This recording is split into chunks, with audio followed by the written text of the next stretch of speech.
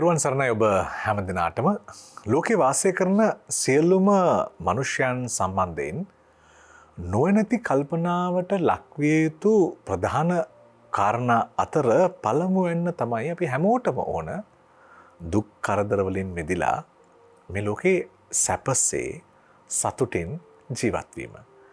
දෙවැන්න තමයි මරණින් මතු අපාගත නොවි සුගතියේ ඉපදිලා සුවසේ කල් ගෙවීම.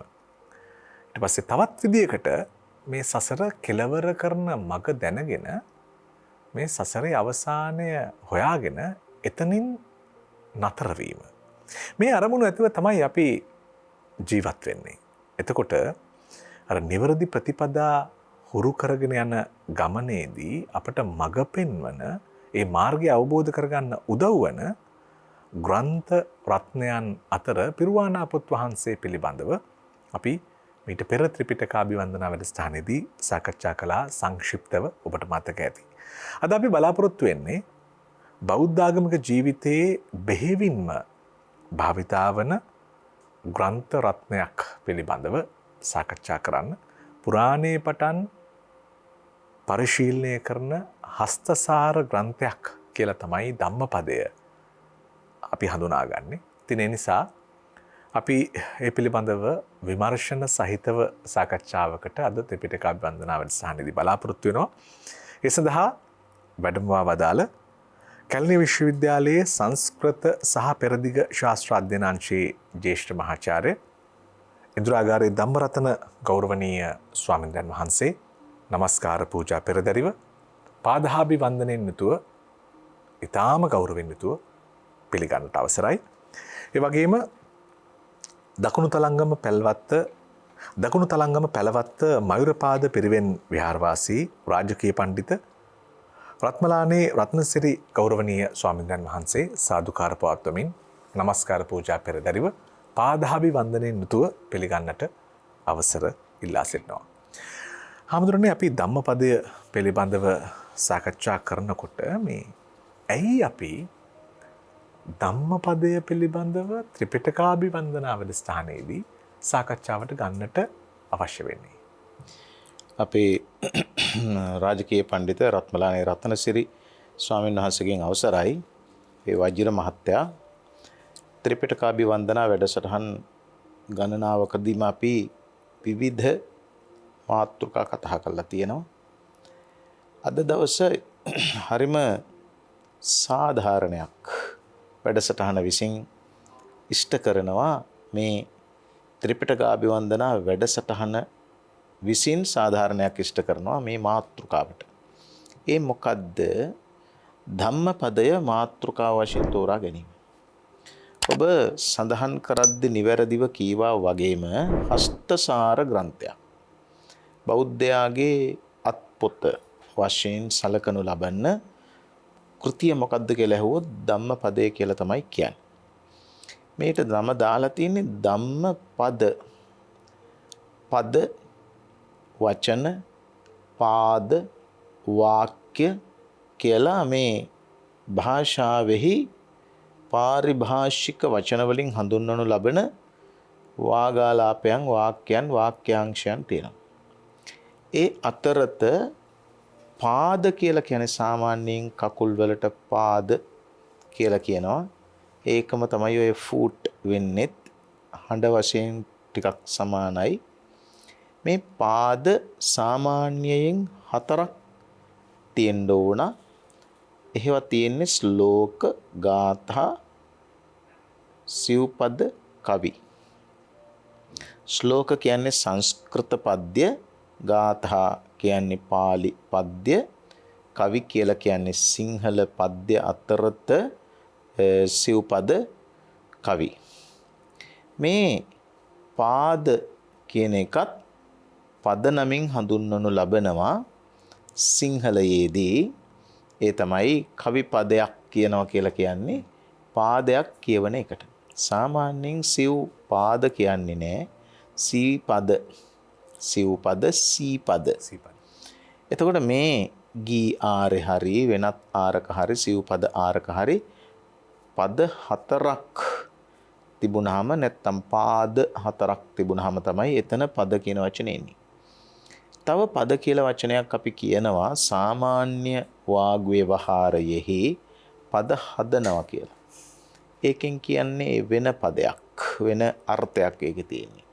ඒක ශ්ලීලාර්ථයක් ඒකේ නෑ, නිකන් තරමකා ශ්ලීලාර්ථයක් තමයි තියෙන්නේ. ඊළඟට අනිත් වචනේ තමයි වචන සහ පද. පද පිළිබඳ විග්‍රහ කරන සංස්කෘත ව්‍යාකරණඥයෝ හඳුන්වන්නේ විභක්ත්‍යන්තම් පදම් කියලා. විභක්තියක් අන්ත කොට තියෙනවා නම් ඒක පදයක්, එහෙම නැත්නම් ඒක වචනයක්. වචන සහ පද අතර තියෙන වෙනස. මේ පද කියලා කියන්නේ කිසියම් ආකාරයක දේශනාවක් කියලා කියන අර්ථයෙන්.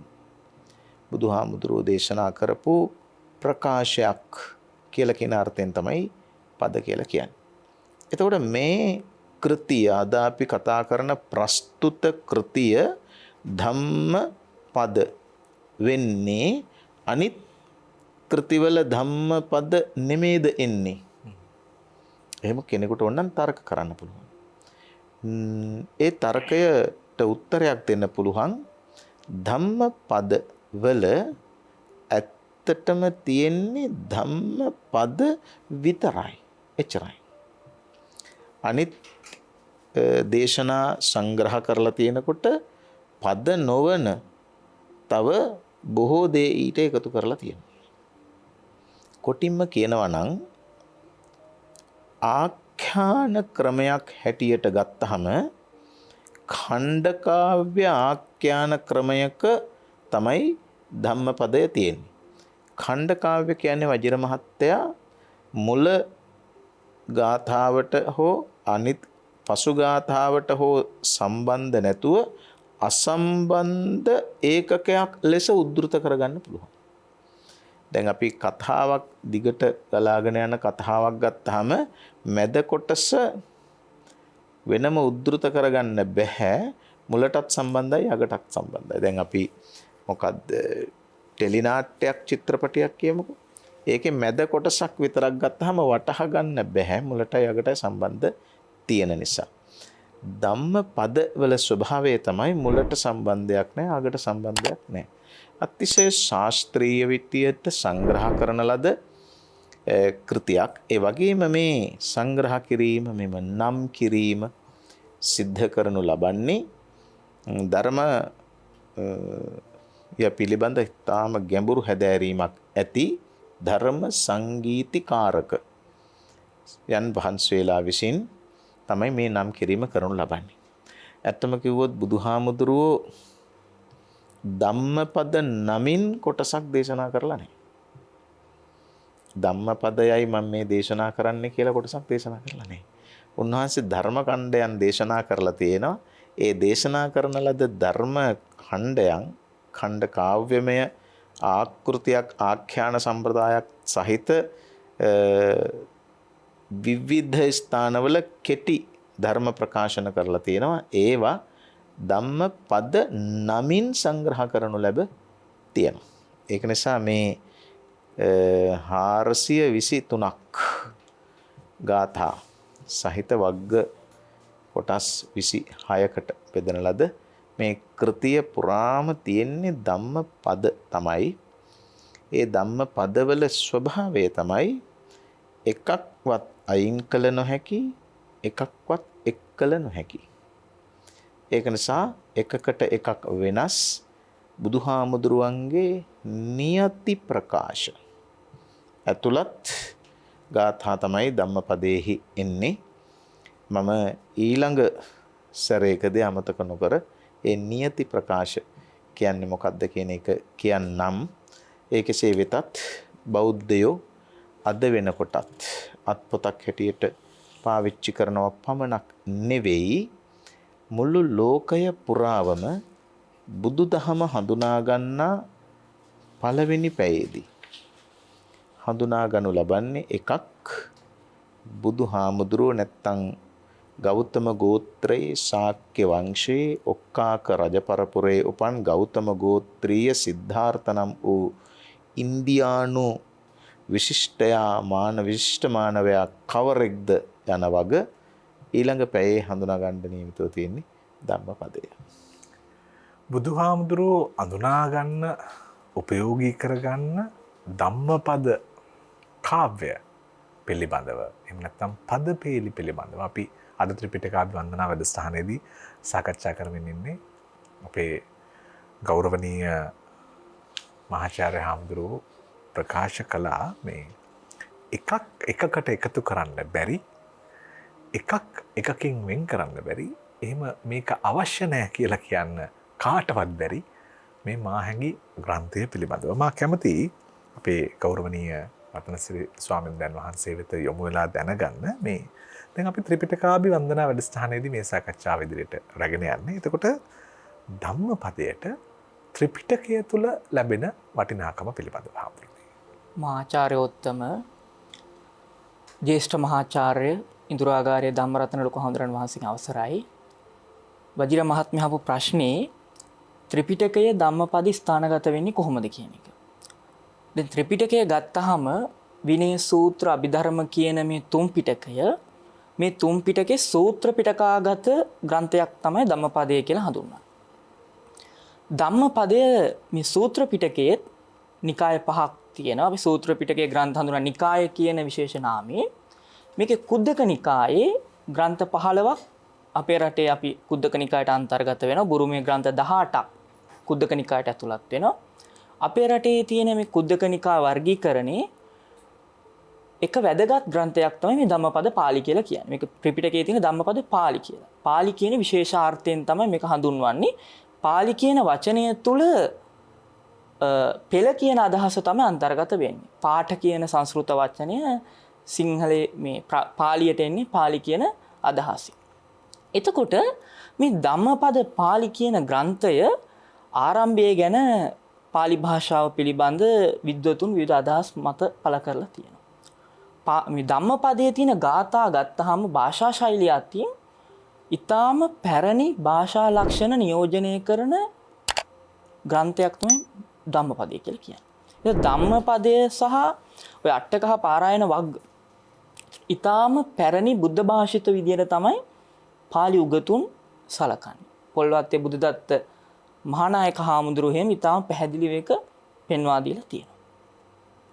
මේ ධම්මපද පාලි කියන ග්‍රන්ථය මේ කුද්දක නිකායේ පර්යාපන්න ඒම සම්බන්ධව අපිට පැරණිම සටහනක් හම්බ වෙන්නේ ප්‍රථම ධර්ම සංගායනාව පිළිබඳ වාර්තාව.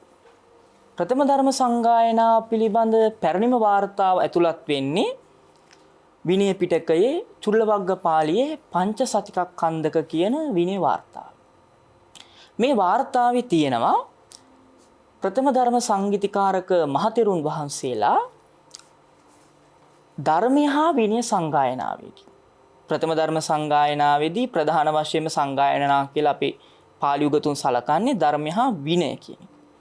එතකොට ධම්මංච විනයංච සංගායේයාම කියන තැනදී මේ ධර්මය කියන කොටස සංගායනා වෙනකොට ධර්මය කියන කොටස පංචනිකායේ පුච්චි කියලා තියෙනවා. පංචනිකායේ පුච්චි කියලා කිව්වහම නිකාය පහක් විදියට සංග්‍රහ වුණා කියලා තමයි සඳහන් වෙන්නේ ධර්මය කියන කොටස. එතකොට මේ ධර්මය කියන කොටස නිකාය පහක් විදියට සංග්‍රහ වෙනකොට දීඝ නිකාය, මජ්ක්‍ධිම නිකාය, සංයුත්ත නිකාය, අංගුත්තර නිකාය, කුද්දක නිකාය. එතකොට මේ කුද්දක නිකාය තුලට විශාල ග්‍රන්ථ ප්‍රමාණයක් අන්තර්ගත වෙන බව සඳහන් වෙනවා. බුද්ධඝෝෂ අටුවාචාර්යින් වහන්සේ සප්ත විභජන ක්‍රම ගැන සඳහන් කරන සමන්තපාසාදිකා විනය අටුවාවේ පෙන්වා දීලා තියෙනවා මුළු බුද්ධ වචනයම කොටස් පහකට බෙදෙනවා කියලා.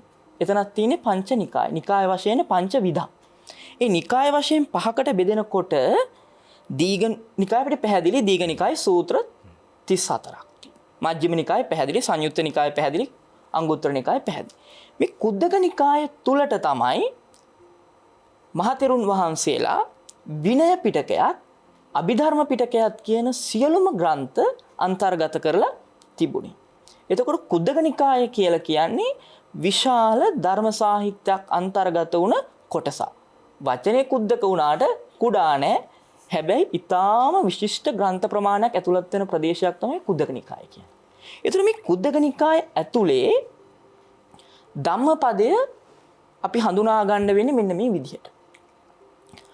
කුද්දක නිකායේ මේ ධම්මපදය තුල තියෙන ගාථා සංයුත්ත නිකාය, අංගුත්තර නිකාය කියන වෙනත් නිකායාශ්‍රිත ග්‍රන්ථවලත් මේ ධම්මපදයේ තියෙන ගාථා තියෙනවා.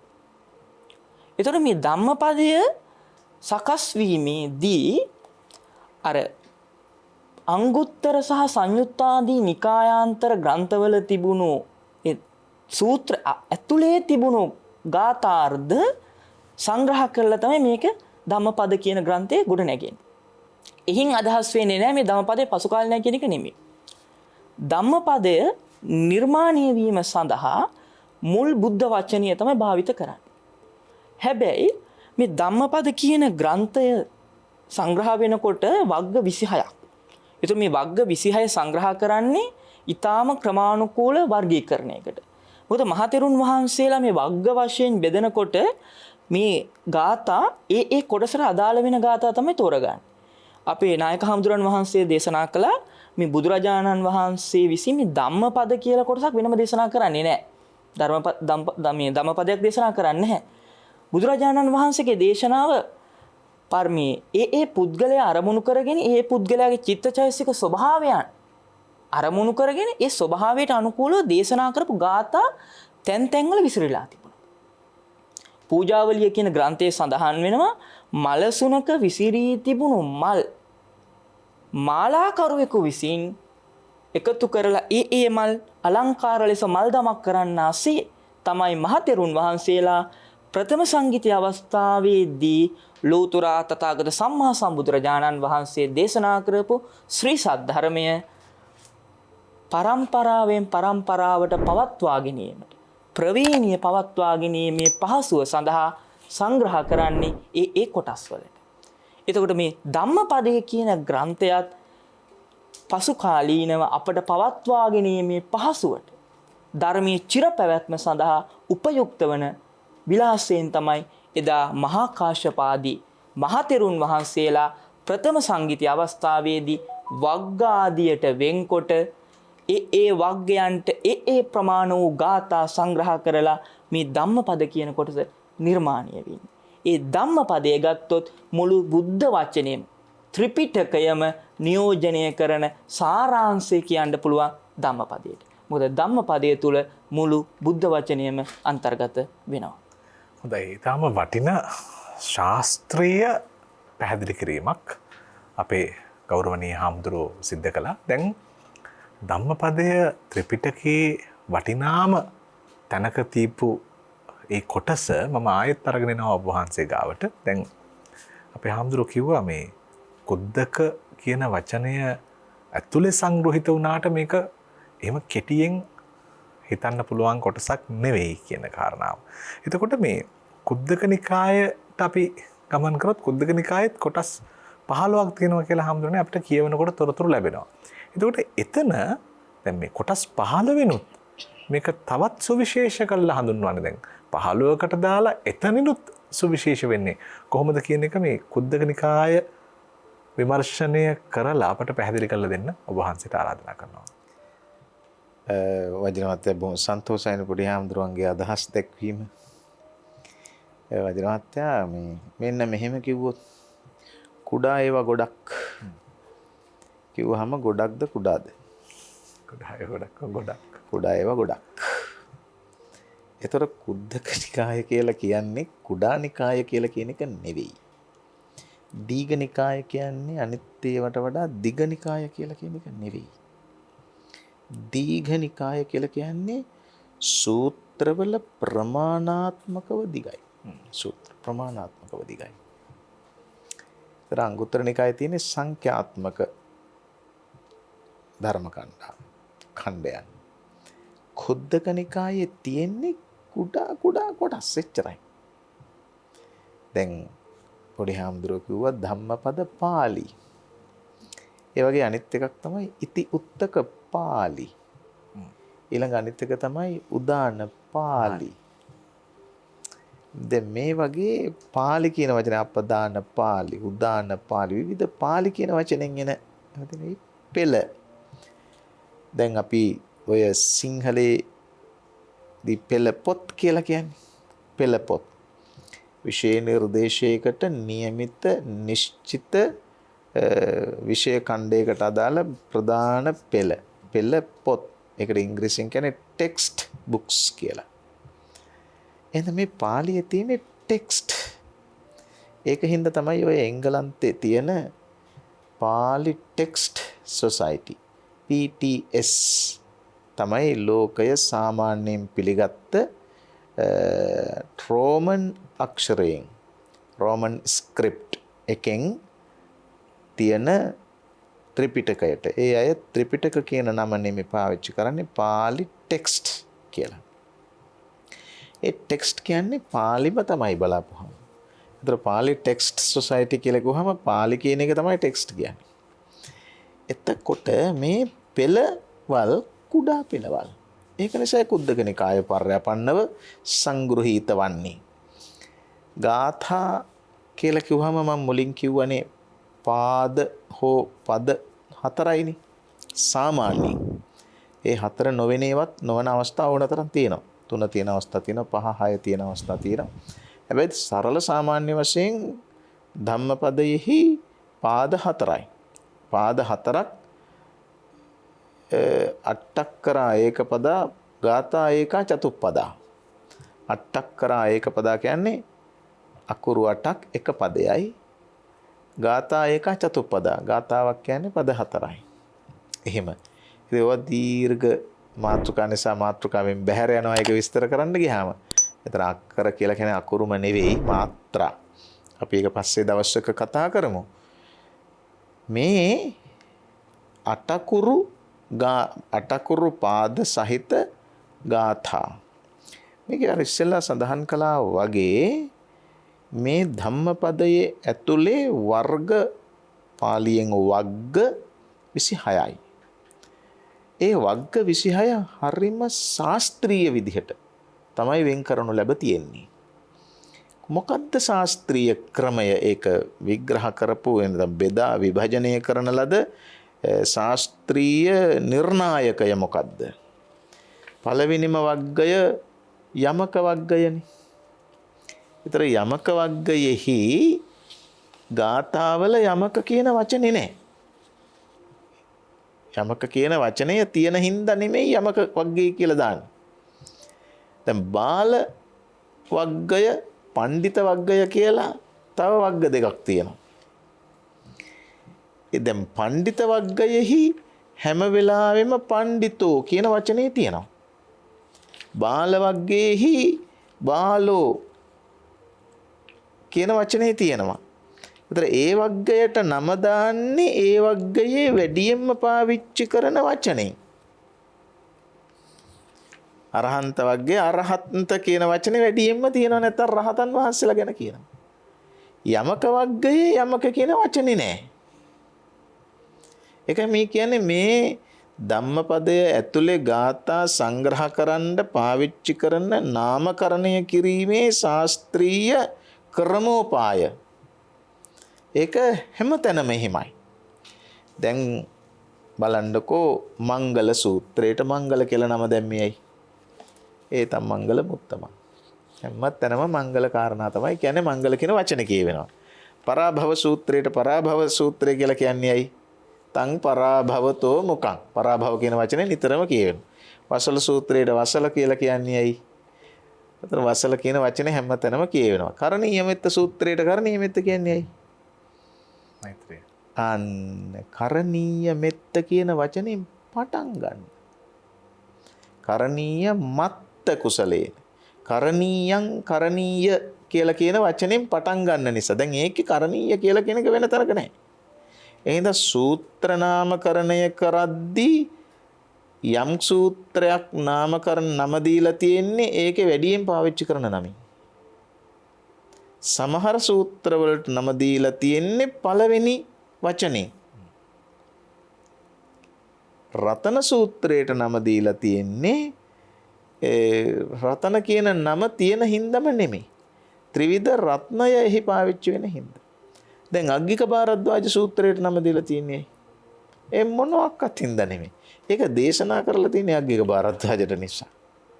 එහෙනම් සූත්‍ර නාමකරණය කිරීමේදී පාවිච්චි කරන ලද ශාස්ත්‍රීය නිර්ණායකයක් තියෙනවා. එකී ශාස්ත්‍රීය නිර්ණායකයම පාවිච්චි වෙලා තියෙනවා ධම්මපදය ඇතුලේ වර්ග වෙන් කරන්නත්. යමක කියලා කියන්නේ දෙක කියන එකයි. යමක, යුග්ම, යුගල කියලා වචන තුනක් තියෙනවා. යුගලයක් කියලා කියන්නේ එකක්ම තමයි, හැබැයි තවත් එකක් තියෙනවා. යුගල වචන කියන්නේ. ඒක තනියම ගන්න අමාරුයි, දෙකම එකට තියෙන්න ඕනේ. යුග්ම කියලා කියන්නේ දෙකක්. මේක ඩබල් ඇන්ඩ් බෝත් වගේ. බෝත් කියන්නේ ඩබල් නෙමෙයි, ඩබල් කියන්නේ බෝත් නෙමෙයි, නෙමෙත් නෙමෙයි. ඒ වගේ උභ කියලා වචනයක් තියෙනවා. උභය කියන්නේ දෙකම තමයි, ද්විත්ව කියන්නේ දෙකම තමයි. ඒ වගේ මේකත් යමක කියන්නේ යුග්ම නෙමෙයි, හැබැයි දෙකක්. ඒතර යමක වග්ගයේ හැම වෙලාවෙම දෙක තියෙනවා. හැම වෙලාවෙම ගාථා දෙක තියෙනවා. යමක වග්ගයේ තනි ගාථා නැහැ. ඒක තමයි ඒක ශාස්ත්‍රීය නිර්ණායකය. ඒක නිසා යම් සමහර මම මේ කියන්නේ හැදුවේ ධම්මපදයෙහි විශේෂයක් තියෙනවා. ආඛ්‍යාන ක්‍රමයේ වෙනසක් තියෙනවා. තව කාරණාවක් තියෙනවා මේකේ තවත් සාකච්ඡා කළ යුතු. ඒ තමයි පොඩි හාමුදුරුවෝ සඳහන් කළා. මම පොඩි හාමුදුරුවෝ කොට උන්වහන්සේ රාජකීය පඬිතුනේ. උන්වහන්සේ සඳහන් කළා මුලදිම විනය පිටකයත් සූත්‍ර පිටකයත් දෙක තමයි තිබුණේ. ධම්මෝච විනයෝච කියන නමින් තමයි සඳහන් වෙන්නේ මුළු සමස්ත දේශනාව. බුදුහාමුදුරුවන්ගේ දේශනාව, තමන් වහන්සේගේ දේශනාව හඳුන්වනු ලබන්නේ ධම්මෝච විනයෝච මයා දේශිතෝ. මා විසින් ධර්ම විනය දෙක දේශනා කරන ලදී. ඒතර අභිධර්ම කියලා එකක් දේශනා කළේ නැහැ. ඒ හින්දා තමයි ඔය ඒක අල්ලගෙන අභිධර්ම පිටකේ ප්‍රතික්ෂේප කරන්නේ සමහර කෙනෙක්. ප්‍රතික්ෂේප කිරීම කොහොමත් ශාස්ත්‍රීය නැහැ. ඇයි මේ සූත්‍ර පිටකය ඇතුලේ තිබුණ විවිධ වාද විවාද ගොඩනැගීම සඳහා වන මූල බීජ පස්සේ කාලෙකදී ඒ චූටි මූල බීජ වෙනම ලොකු වුණා. ඔබට මෙහෙම සඳහන් කළාට කමක් නැහැ. අපි හිතමුකෝ ආයතනයක් කියලා. අපි හිතමුකෝ ඒ ආයතනයෙන් කරන්නේ ටෙලිෆෝන් විකුණන එක කියලා. පස්සේ කාලෙකදී ඒක රූපවාහිනී නාලිකාවකුත් කරන එකක් කියලා කියමුකෝ. ඊට පස්සේ අපි හිතමුකෝ තවත් අන්තර්ජාල පහසුකම් දෙන ආයතන. අන්න ඒ වගේ චූටි විභවයක් තියෙන තැනක් බලලා ඒ විභවය ලොකු කරලා පස්සේ කාලේ වෙනම ආයතනයක් කරනවා. සමහර ලාවට ආයතනය කොච්චර ලොකු වෙනවද කියනවා නම් මව් ආයතනයෙන් වෙන් වෙච්ච වෙන ඔටෝනොමස් ස්වාධීන ආයතනයක් බවට පත් වෙන්න බැරිද? පුළුවන්. විශ්වවිද්‍යාලයක් ගත්තොත් එහෙම විශ්වවිද්‍යාලයක එක විෂයක් ටික ලොකු වෙලා ගිහිලා ඒ විෂයේ කුඩා කෑලි හඳුනාගෙන ඒ අංශය පීඨයක් වෙන්න පුළුවන්. ඒක ලොකු වෙලා ගිහිල්ලා ඒ විශ්වවිද්‍යාලයෙන්ම ගැලවෙච්ච වෙන විශ්වවිද්‍යාලයක් වෙන්න පුළුවන්. ඒ වගේ ධම්මපදයේ මනෝපුබ්බංගමා ධම්මා මනෝසෙට්ඨා මනෝමයා කියලා මනස විග්‍රහ කරන මූල ප්‍රකාශයක් වෙනවා. චිත්තේන නීයති ලෝකෝ චිත්තේන පරිකස්සති කියලා චිත්ත වග්ගයේ ප්‍රකාශයක් වෙනවා. මනෝපුබ්බංගමා එන්නේ යමක වග්ගයේනේ. ගාථා දෙකක් තියෙනවා ඒකේ. මනෝසෙට්ඨා මනෝමයා කියලා කියන තැන වෙනස් කරලා චූටි කැලලකින් දෙකක් වෙනවා. ඊගාවට චිත්තේන නීයති ලෝකෝ චිත්තේන පරිකස්සති කියලා චිත්ත වග්ගයේ එනවා. මේ වගේ සිත ගැන විග්‍රහ කරපු ගාථා තියෙනවනේ. ආන්ගේ සිත පිළිබඳ විග්‍රහ කරන ලද ගාථා තමයි පස්සේ කාලෙකදී අභිධර්මයේ පිටකයක් දක්වා සංවර්ධනය වෙන්න මූල බීජ සපයක්. පුද්ගලයා පිළිබඳ තියෙන විග්‍රහ වාක්‍යයන් විග්‍රහ කරලා තමයි පස්සේ කාලෙකදී පුද්ගලවාදය කියලා වාදයක් හැදෙන්නේ. විඥාණය ගැන කියන කාරණා තියෙනවනේ. දැන් ওই මම චිත්තසිත ගැන කිව්වේ ඒ වගේම විඥාණය ගැන කියවෙන කාරණා ටික ලොකු කරලා අරන් විශාල වෙලා තමයි විඥානවාදයක් ගොඩනගෙන්නේ. ශුඤ්ඤතෝ ලෝකං අවෙක්කස්සු ආදි වශයෙන් එන මේ ලෝකයේ ඇත්තම ක්ෂණ බංගුරයි ගත යුත්තක් නෑ, අන්තිම තප්පරයට ගණනය කරපුවාම ශූන්‍යයි කියන තැන විග්‍රහ කරගෙන ඇවිදින්න තමයි ශූන්‍යතාවාදයක් ගොඩනගෙන්නේ. එතන සමය ඇතුලේ විවිධාංගීකృతව පසුකාලීනව ගොඩනගෙන වාද සහ ප්‍රවාද ගොඩනගෙන්න මූල බීජ තියෙන්නේ මෙහි. වෙනම පෞල් ගොඩනගෙන. ඒකින්ද ධම්මපදය කෝෂ්ඨාගාරයක්. පසුව විග්‍රහ වෙන පසුකාලීනව විශාල දර්ශන වාද හැටියට විග්‍රහ වෙලා විස්තර වෙලා ව්‍යාප්ත වෙන කාරණාවල මූල බීජයන් එහි තැන්පත් වෙලා තියෙනවා. පොඩි ආන්දර සඳහන් කරපු තව එක කරුණක් විතරක් මේ වටේදී කියන්නම්. ඒ තමයි මේ ධම්මපද පාළිය සතු භාෂාව. සාමාන්‍යයෙන් කවුරුත් ඇහුවොත් කියන්නේ ධම්මපදයේ භාෂාව මොකක්ද කියලා පාලි භාෂාවෙන්. පාලි භාෂාවෙන් කියලා කියන්නේ. පාලි භාෂාව ගැන අපි මම හිතන්නේ ත්‍රිපිටකාභිවන්දනා වැඩසටහනෙහි සාකච්ඡා කරලා තියෙනවා. දැන් මම ඔබෙන් මෙන්න මෙහෙම ඇහුවොත් සිංහලෙන් මම මේක කියන්නේ ඔබ කොච්චර තේරුම් ගන්නවද? සිංහලෙන් ජර ඩවින්න විය මුවෙන් සිපා රැහැවුරා තුනු කෙහට මරහට නොදෙන තෙක් සුසිරි පිරුව යෙහෙ. කවන්නේ නැද්ද වජිර මහත්තයා? එතකොට දැන් මම මේ කිව්වේ සිංහලෙන්නේ. ජර ඩවින්න විය මුවෙන් සිපා රැහැවුරා තුනු කෙහට මරහට නොදෙන තෙක් සුසිරි පිරුව යෙහෙ. කියලා මං දැන් ආයෙත් මේ කතා කරන්නේ සිංහලෙන් තමයි. එතකොට අර සිංහල තේරෙනවද? තේරෙන්නේ නැහැ. සිංහල නෙමෙයිද? සිංහල තමයි. ඒක භාෂාවත් සිංහල තමයි.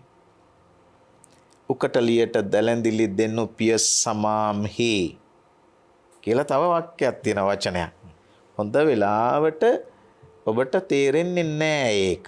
හොඳ වෙලාවට මේ ශ්‍රාවකයන් අතරින් අති බහුතරයකට තේරෙන්නේ නැහැ. ඇයි හොඳ වෙලාවට කියලා මං කියන්නේ? පුළුවන් නම් තේරුම් අරන් බලන්නකො මේකේ මොකද්ද තියෙන්නේ කියලා. උකටලියට දැලැඳිලි දෙන්නු පිය සමාම්හි. මේ ප්‍රකාශ දෙකම එන්නේ සිදත් සංගරාවෙහි. හැබැයි සිදත් සංගරාවට එන්නේ උද්දෘත ප්‍රකාශ හැටියට, උද්දෘත පාඨ හැටියට. ඒතකොට සිදතෙහි සිදත් කරුගේ ප්‍රකාශ නෙමෙයි. සිදත් කරු ඊට පෙර තිබූ පොත්වලින් උද්දෘත අරගන්නවා සිදතෙහි එන સિદ્ધාන්තවලට නිදර්ශන හැටියට. එහෙනම් අපිට ලොකු වාසියක් වෙලා තියෙනවා සිදතට පෙර සිංහලය හඳුනා ගන්න. මම අර ඔබටම තේරුම් ගන්න කියපු ප්‍රකාශයේ වාක්‍ය විස්තර කරන්නේ නැහැ. ඒක ත්‍රිපිටකාභිවන්දනාවල කතා කරන්න ඕනේ නැති වාක්‍යයක්.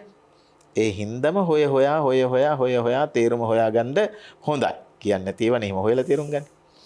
ජර ඩවින්න විය මුවෙන් සිපා රැහැවුරා තුනු කෙහට මරහට නොදෙන තෙක් සුසිරි පිරුව යෙහෙ කියලා කියන්නේ ජර ඩවින්න කියලා කියන්නේ යක්ෂණිය. ජර කියන්නේ ජරාව වියපත් වීම. වියපත් වීම නැමැති යකින්න ජර ඩවින්න විය මුවෙන් විය කියලා කියන්නේ වයස. ජරාව නැමැති යක්ෂණිය වයස නැමැති කටෙන් මුවෙන් සිපා සූපලා රැහැ රුධිරය උරලා ජරාව නැමැති වියපත් භාවය නැමැති යකින්න විසින් ජරණ විය වයස නැමැති කටෙන් සූපලා රුධිරය උරලා බොණ්ඩ පෙර තුනු කෙහට මරහට නොදෙන තෙක්. තුනු කියන්නේ තනු කියන්නේ ශරීරය. තුනු කෙහට කියන්නේ කෙහට කියලා කියන්නේ ශරීර හපේ මරහට නොදෙන තෙක් මාරයට දෙන්න කලින් සුසිරි පිරුවයි සුචරිතය පුරවා ගන්න පුළුවන් නම් හොඳයි. දැන් මම මේක කියන්නේ ඇයි? සිංහල. ඇයි තේරෙන්නේ නැත්තේ? අපි සිංහල නම් මේ කතා කරන්නේ සිංහල නම් ඒකත් සිංහල නම් ඇයි තේරෙන්නේ නැත්තේ? ඒක තමයි සිංහලයේ පරණ ස්වභාවය. ඔය කියන්නේ old version එක. පරණ ස්වභාවය. ඒකත් සිංහල තමයි.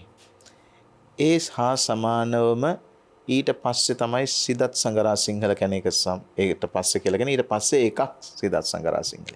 ඊට පස්සේ තමයි ජාතක පොතේ සිංහලය, සද්ධර්ම රත්නාවලී සිංහලය, පූජාවලී සිංහලය. ඊට පස්සේ තමයි මහනුවර යුගයේ සිංහලය. ඊට පස්සේ තමයි කෝට්ටේ යුගයේ සිංහලය. ඊට පස්සේ තමයි කොළඹ යුගයේ සිංහලය. ඒකේ කාලේ පත්තරවල පරණම පත්තරවල සිංහලය බලන්නකො. ඒකත් සිංහලය. අද කිව්වහම අපිට ටිකක් අමුතුයි.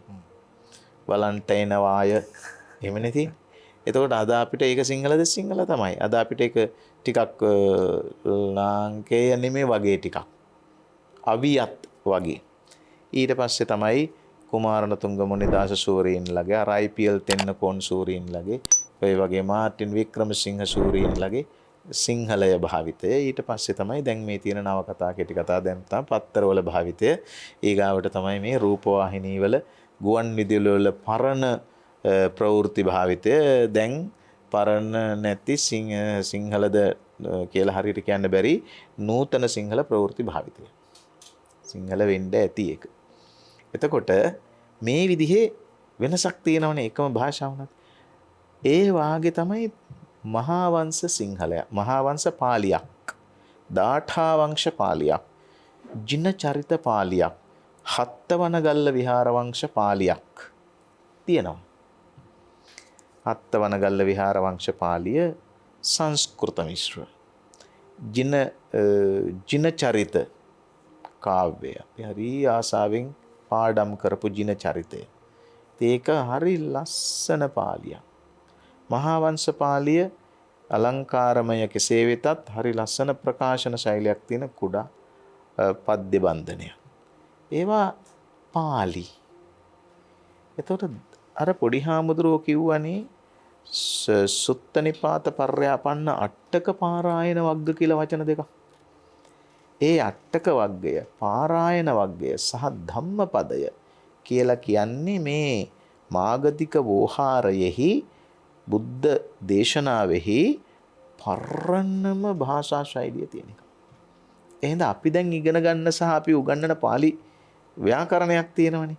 ඒ පාලි ව්‍යාකරණයට අහු වෙන්නේ නැහැ සමහර වාක්‍ය ඒ ධම්මපදයේ වාක්‍ය.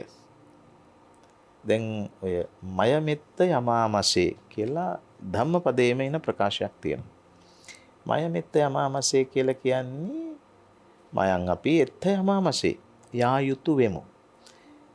එතකොට මේ ප්‍රකාශයේහි යමාමසේ කියලා ආඛ්‍යාත පදයක් තියෙනවා. ඒ යමාමසේ කියලා කියන ආඛ්‍යාත පදේ අපි ඔය ඉගෙන ගන්න වත්තමානා අජ්ජතනී හීයත්තනී ආදි වශයෙන් අපිට අද උගන්වන පාලියේ ආඛ්‍යාත පද වර්ණගීන විදිහට වඩා වෙනස් එකක්. ඒ ඇයි ඒ භාෂාව ප්‍රාකෘත ලක්ෂණ සහිත වෛදික මූලයන් සහිත භාෂාවක්. ඒ නිසා ටිකක් වැඩි වෙලාවක් අරන් මේ කරුණ මම පැහැදිලි කළා වුණත් වැදගත්ම කරුණ තමයි මට අවධාරණය කරන්න වෙන්නේ මේ භාෂා ස්වරූපය හදාරගෙන ගියාමත් ධම්මපදය සැබවින්ම අතිශය පුරාතන භාෂා සම්ප්‍රදායකට අයත් තථාගතයන් වහන්සේගේම ශ්‍රී මුක භාවිතයෙන් වෙච්ච භාෂා ශෛලියකින් කියලා කෙනෙක් අවධාරණය කරන්න පුළුවන් කරුණක් සනාත කරන්න පුළුවන් සාක්ෂයක්. ඒක නිසා තමයි මේ ධම්මපදය අනිත් ওই කුද්දක නිකාය ඇතුලේ විශේෂ කෘතියක් බවට අපිට හඳුනා ගන්න පුළුවන්කම ලැබෙන්නේ. දැන් ඉතිඋත්තක පාළි හරිය වෙනත උදාන පාළි හරිය ගත්තාම තොරතුරු තියෙන්නේ. අහවල් ස්වාමින් වහන්සේට, අහවල් රහතන් වහන්සේට, අහවල් ඒත දග්ග පාළිය දුන්නා. උදානයක් එනවා. ඒ වගේ එතකොට අහවල් තෙරුන් වහන්සේගේ ප්‍රකාශය කියලා එහෙම දන්න පුළුවන්. හැබැයි ධම්මපදය එහෙම එකක් නෙවෙයි. ඍජුව බුදුහාමුදුරුවන්ගේ දේශනා කෙටියෙන් ඇතුළත් කෘතිය හැටියට සාක්ෂි සහිතව කතා කරන්න පුළුවන්. දැන් අපේ මහාචාර්ය හාමුදුරුවෝ ධම්මපදයේ විස්තර කරගෙන යනකොට මේ යමක වග්ග කොටස පිළිබඳව විග්‍රහ සහිතව යම් අදහසක් ප්‍රකාශ කරපු නිසා හාමුදුරනේ මේ මට හිතුණා මේ යමක වග්ග කොටසට තව චුට්ටක් ඉදිරියට ගමන් කරන්න. මොකද දැන් යමක වග්ගේ හාමුදුරුවෝ පැහැදිලි කරපු විදියට මේ අර යුගල සහිත පැහැදිලි කිරීම. දැන් අපිට ධම්මපදය කියලා කිව්වහම පොඩි දරුවෙකුට උනත් මතක් වෙන පළමු අදහස තමයි මනෝපුප්පංගමා ධම්මා මනෝසෙට්ටා මනෝමයා මනසාචේ පදුට්ඨේන භාසතිවා කරෝතිවා තතෝනං දුක්ඛමං නේති චක්කං වහතෝ පද. ඒ කොටසෙම මනෝපුබ්බංගමා ධම්මා මනෝසෙට්ටා මනෝමයා මනසාචේ පසන්නේන භාසතිවා කරෝතිවා තතෝනං සුඛමං වේති ඡායාව අනපායි. මේ ගාථා දෙක මේ බය නැතුව කියන්න පුළුවන්. මොකද අපි සාමාන්‍ය පෙළ පන්තියේ ඉන්න දවස්වල බුද්ධ ධර්මයේ විශේෂයට තිබුණු නිසා. දැන් මේ මෙතනින් පටන් ගන්න මේ ධම්මපද පැහැදිලි කිරීම ක්‍රමිකව අපේ හාමුදුරුවෝ පැහැදිලි කර විදිහ 423ක් දක්වා ගමන් කරනවා.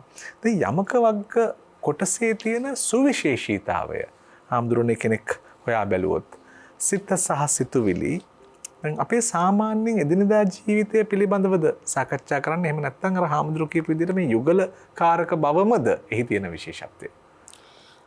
වජිර මහත්මයා අහපු ප්‍රශ්නේදී දැන් මේ ධම්මපද පාළිය ගත්තාම මේ ධම්මපද පාළිය ආරම්භක ගාථාව පෙර සඳහන් කරපු මනෝපුබ්බංගමා ධම්ම මනෝසෙට්ටා මනෝමය.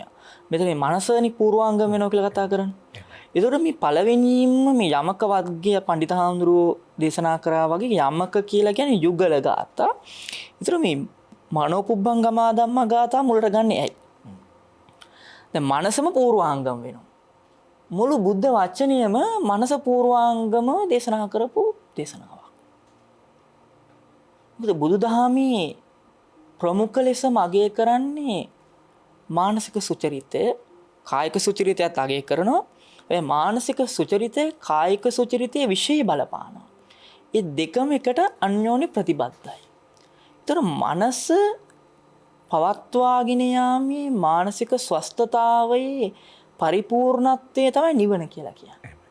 ඒතර නිවනට යන මාර්ගයට අදාළව පළවෙනි ගාථාවම තෝරගන්නවා මහතෙරවරු. එතකොට මනෝපුබ්බං ගමා ධම්මා මනෝසෙට්ටා මනෝමය.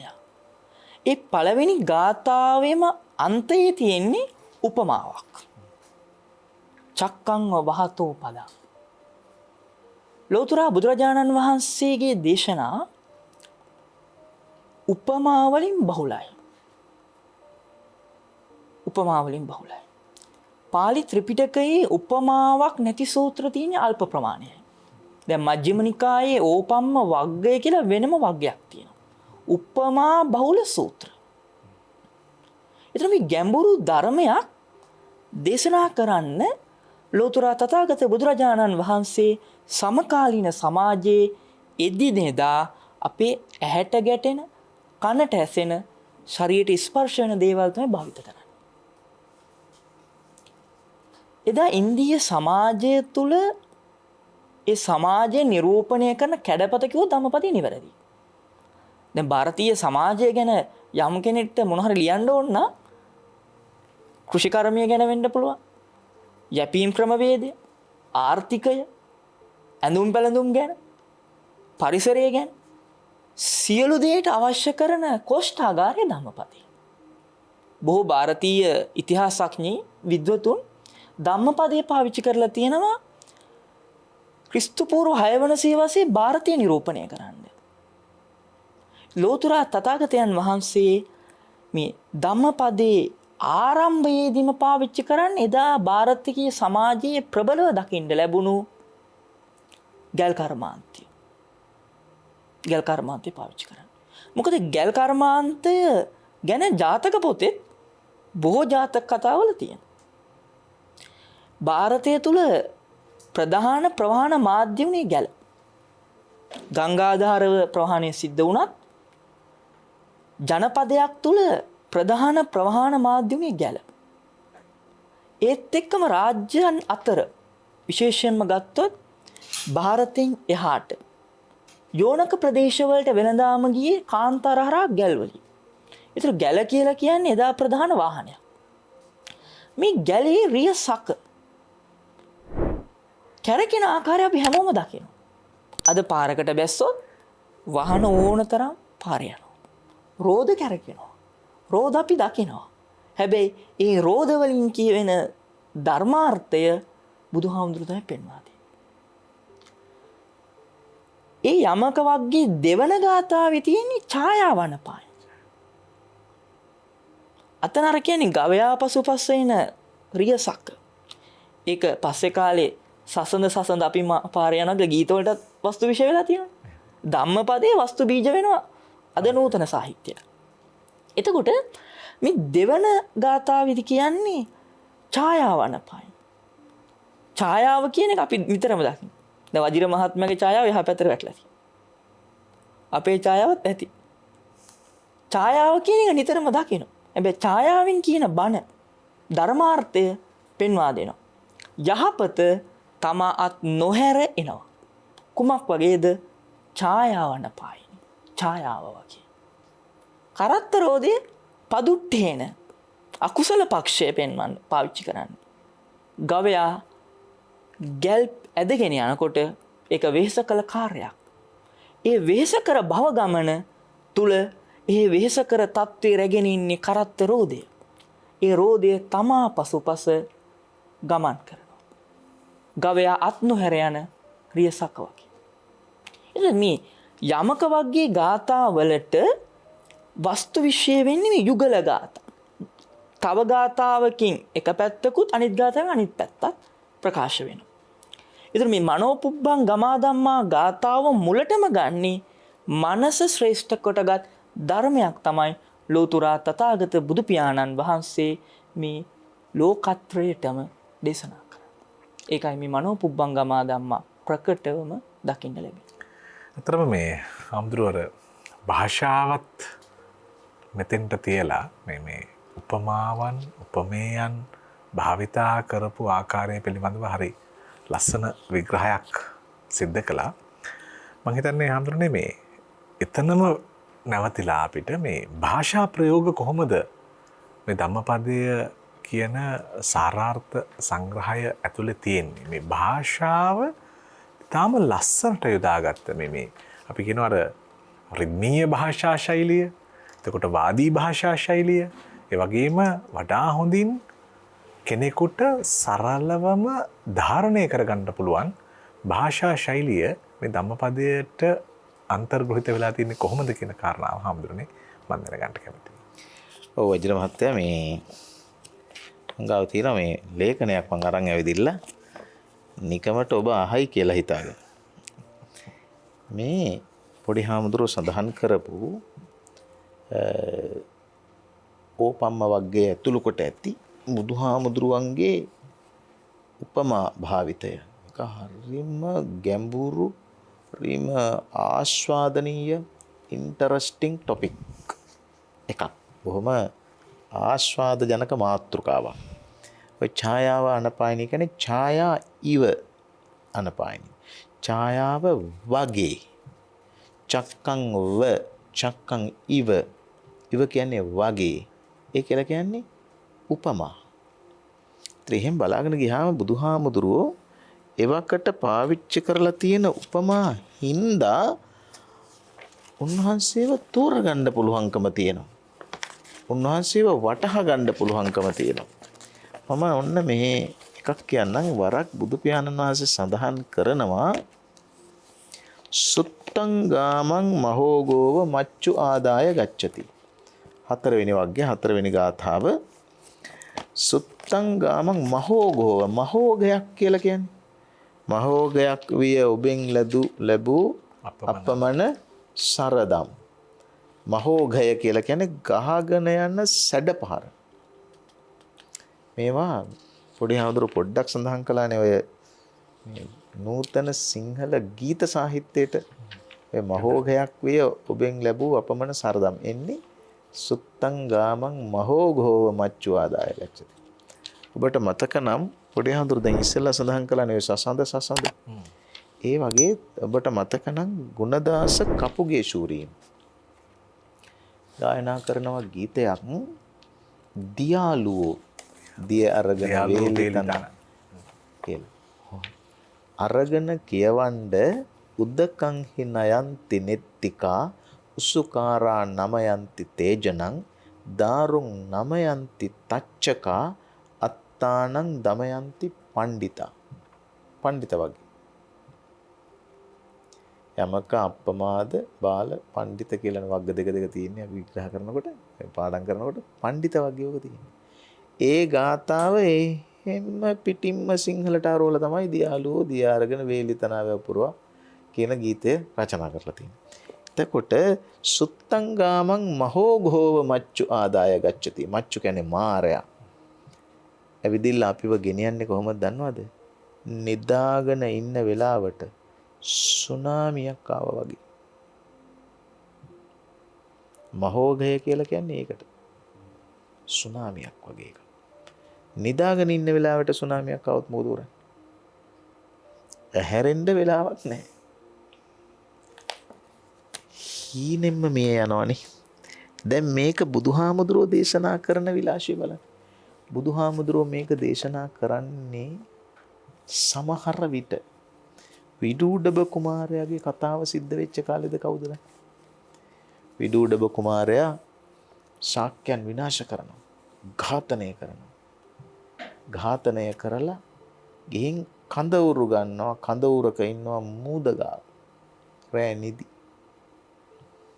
ඒ රෑ නිදි වෙලාවේදී මූද ගොඩ ගලලා සුනාමියක් ඇවිදින්න මේ ඝාතනය කරලා ශාක්‍ය වංශය විනාශ කරලා එන විදුඩබ කුමාරයාගේ කණ්ඩායම එක රැයෙන් නින්දෙම නැති වෙනවා. දැන් මේ බුදුහාමුදුරුවෝ කොහොම බුදුහාමුදුරු කෙනෙක්ද කියන්නේ? පොඩි හාමුදුරුවෝ කිව්වා වගේ ඇත්තම කිව්වොත් කොච්චරනම් අපි කරත්ත දැකලා තියෙනවද? කොච්චර කරත්ත රෝද දැකලා තියෙනවද? කොච්චරනම් වටිනා වාහන දැකලා තියෙනවද? කොච්චර වටිනා ඇලොයි වීල් දැකලා තියෙනවද? ඇලොයි වීල් දැකලා අපිට බණ මතක් වුණේ නෑනේ. බිස්නස් මතක් වුණා මිස. එතකොට මේ වීල් දැකලා බුදුහාමුදුරන්ට මතක් වෙන්නේ ඒවනේ. සංස්කෘතේ ශ්ලෝකයක් තියෙනවා චක්‍රවත් පරිවර්තන්තේ දුක්ඛානිච සුඛානිච. චක්‍රවත් පරිවර්තන්තේ දුක්ඛානිච සුඛානිච. සංස්කෘත ශ්ලෝක පස්සේ සින්දුනේ කොහොමද දන්නවද? සැපතා විපතා පෙරලේවි රත රෝදේ වාගේ. ඒ සංස්කෘත ශ්ලෝක සින්දු වෙලා තියෙන විදිහ. ඔය පරණ ගීත රචකයෝ හරි පඬිතයිනේ. හරියට දේවල් ඉගෙන ගත්තානේ. බොහොම අරුත්බරයි. අසු පිරු තැන් බහුශ්‍රුතයි. ඒක නිසා තමයි මේ සාහිත්‍යයෙන් එන්නේ. ඊගාවට කියලා තියෙනවා තවත් සංස්කෘත ශ්ලෝකයක් චක්‍රනේමි ක්‍රමෙන දුක්ඛානිච සුඛානිච. චක්‍රනේමි ක්‍රමෙන රෝදයේ නේමිය. නේමිය කියන්නේ ස්පෝක්ස් ගරාදි. අන්න ගරාදි. උඩට යන එකම තමයි යටට යන. ගරාදිය උඩට ගියා කියලා සතුටුද නොවන්න. ගරාදිය යටට ගියා කියා දුක්ද නොවන්න. මක් නිසාද යත්? එය උඩට හා යටට නොයන්නේ නම් ගමනක් නැත. එහෙනම් ඒවා හැටි මිස සතුටට හෝ දුකට කරුණක් නොවේ. මං කියන්නේ මේ රෝදයක් දැකලා මිනිස්සුන්ට හිතෙන දේවල්. ඒ වගේ මගේ බුදුහාමුදුරුවෝ හැම එකක්ම උපමා කරගත්තා. මට වැදගත්ම කාරණේ වජිර මහත්තයා මේ ඔක්කොම උපමා කරගත්ත එක නෙවෙයි. ඒකෙන් තේරෙනව නේද බුදුහාමුදුරුවෝ රම්‍ය සුරම්‍ය සුභ මාලිගාවන්හි 60,000ක් කතුන් පිරිවර මහා සැප සම්පත විඳිමින් වැඩ වාසය කළා වූ රාජකීය පුත්‍රයෙකු පමණක් නොවන බව. මොකද්ද? දබ්බී සූපර සංයතා කියනවා. සංස්කෘතෙන් දර්වී පාලියෙන් දබ්බි කියන්නේ මොකද්ද? හැන්දනේ. සූප කියලා කියන්නේ හොද්දනේ. දබ්බී සූපර සංයතා. හොද්දේ තියෙන හැන්ද. මොකක්ද ඒකේ තේරුම? හොද්දේ තියෙන හැන්ද දන්නේ නැහැ. හොද්දේ තියෙන රහ. හොද්දේ තියෙන හැන්ද හොද්දේ රහ දන්නේ නැහැ. දැන් මේකෙන් කියන්නේ වෙන කතන්දරයක් නේ. කොච්චර එකට හිටියත් කොච්චර වෙලිලා හිටියත් නරක එකාට හොඳ එකාගේ ಗುಣ තේරෙන්නේ නැහැ. අසත්පුරුෂයාට සත්පුරුෂ ගුණ තේරෙන්නේ නැහැ. ඒක කියන්න තමයි මේක ගන්නෙ. මට වැදගත් වෙන්නේ ඒක නෙවෙයි. මට කියන්නකෝ වජිර මහත්තයා හොද්දක් කවදාක්වත් දැක්කේ නැති කෙනෙකුට මේක කියන්න පුළුවන්.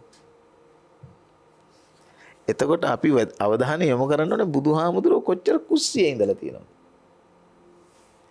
එතකොට අර රම්ම්‍ය සුරම්ම්‍ය සුබ මාලිගාවල නාටිකාවන්ගේ ප්‍රකාර සහ විප්‍රකාර බලමින් මතු මහන්තලයේ වැඩ සිටියා වූද මනෝ විප්‍රකාරයන් පමණක් දුටු හේයින් මොකද්ද ලෙඩෙක් මහල්ලෙක් මලකඳක් දැක්ක පමණට මහ පොළොව පලාගෙන යන තරම් කම්පාවක් ඇති වෙලා එකපාරට කලකිරුණ කෙනෙක්ද? එහෙම නැත්නම් මහා බරසාර දැනුමක් තිබිච්ච පුත්‍රයෙක්ද? රාජකීය පුත්‍රයා වෙන බව ඇත්ත විය හැකි. රාජකීය පවුලක කෙනෙක් විය හැකි. රජ කෙනෙකුගේ පුතෙක්ද විය හැකි. මම ඒක පුතෙක්ද විය හැකි කියලා මම එහෙම කියන්නේ ඇයි නිකන් අනුමානෙන් වගේ. මට පේන බුදුහාමුදුරුවෝ රජ කෙනෙකුගේ පුතෙක් විය හැකි. හැබැයි ඒ රජු ලොකු රජ කෙනෙක් විය නොහැකි. දැන් අපිත් ඉන්නවනේ පොඩි පොඩි රජවරු චූටි චූටි රාජධානි හදාගෙන. ගෙදරත් ඉන්නේ අපේ රජු තාත්තා. එහෙම නැත්තම් ශාක්‍ය වංශයේ රාජකීය පරම්පරාවේ කෙනෙක් විය හැකියි. ඒ මොකෝ දන්නවද මම එහෙම කියන්නේ? රොයලිස්ට්ලා ඔක්කොම රජ වෙන්නේ. ඒක නිසා බෝසතාණන් වහන්සේ එහෙම විය හැකි. හැබැයි මහ පොළොවේ ජීවත් විය හැකි. නිකන් හිතන්න ඇත්ත වශයෙන්ම ඔය කුස්සිය ගැන දැකලා නැති. දැන් අපි කොච්චර හොදි දැකලා තියෙනවද? අපි දැකලා තියෙන්නේ හැන්දයි හොද්දයිනේ. ඉතින් අපිට එහෙම මතක් වෙන්නේ නැහනේ හැන්දයි හොද්දයි ගැන. ඒතර හැන්ද සහ හොද්ද දිහා දැක්කාම උපමාවක් මතක් වෙන්නේ කවියෙකුට නෙමෙයිද? ඔය වර්තමාන කවියෝ කොච්චර ලස්සන කවි ලියලා තියෙනවද චූටි වතුර බින්දු ගැන එහෙම කියලා. ඒ වගේ හොද්දයි හැන්දයි දැකලා කවියක් කියන්න පුළුවන් වෙච්ච මොන කවියෙක්ද? ඒක නොදැක්ක කෙනෙකුට මං කියන්නේ මේක කියන්න පුළුවන්ද? බුදුහාමුදුරුවෝ තේරුම් ගන්නව නම් ධම්මපදයෙන් තමයි තේරුම් ගන්න පුළුවන් ඇත්ත බුදුහාමුදුරුවෝ. තව එකක් තියෙනවා මේ බලන්න.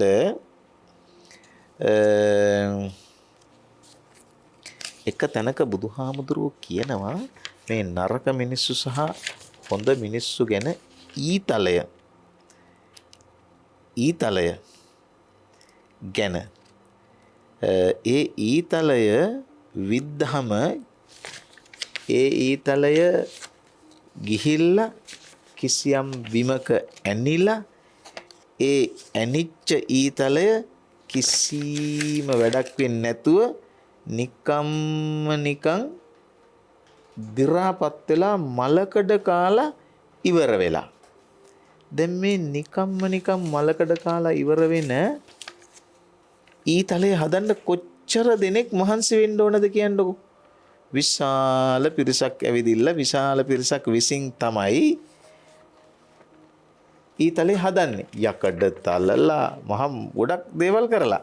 හැබැයි ඒ ඊතලය එලවටත් නැතුව මෙලවටත් නැතුව හදපු කෙනාටත් වැඩක් නැතුව නිකම්ම වැටිලා නිකම්ම මොනවද මේ මලකඩ කාලා විනාශ වෙනකොට බුදුහාමුදුරුවෝ කියනවා ඒක හරියට කිසිම වැඩකට නැති මිනිහෙක් වගේ.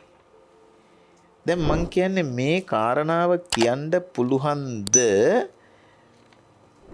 බුදුහාමුදුරුවෝ ඊතල හදන තැනකට නොගියන යකඩ ගැන දන්නේ නැත්තම්. ඒතර ඇත්ත බුදුහාමුදුරුවෝ හොයාගෙන යනකොට බුදුහාමුදුරුවෝ කම්මලක ඉන්න ඇති. දැන් ඇත්තම කතන්දරේ ගන්නකො බුදුහාමුදුරුවන්ගේ පින්තූරේ අපි ගාව තියෙනවනේ හදලා. ඒ හදාපු පින්තූරේ ඇත්තට බුදු පිළිම වහන්සේ ගැන වෙනම දවසක් කතා කරන්න ඕනේ. එච්චරට දීර්ඝ මාතෘකාවක්. හැබැයි බුදුහාමුදුරුවෝ දැකපු කවුරුවක්වත් පිළිමේ හදලා නෑ. පිළිමේ හදපු කවුරුවක්වත් බුදුහාමුදුරුවෝ දැකලා නෑ.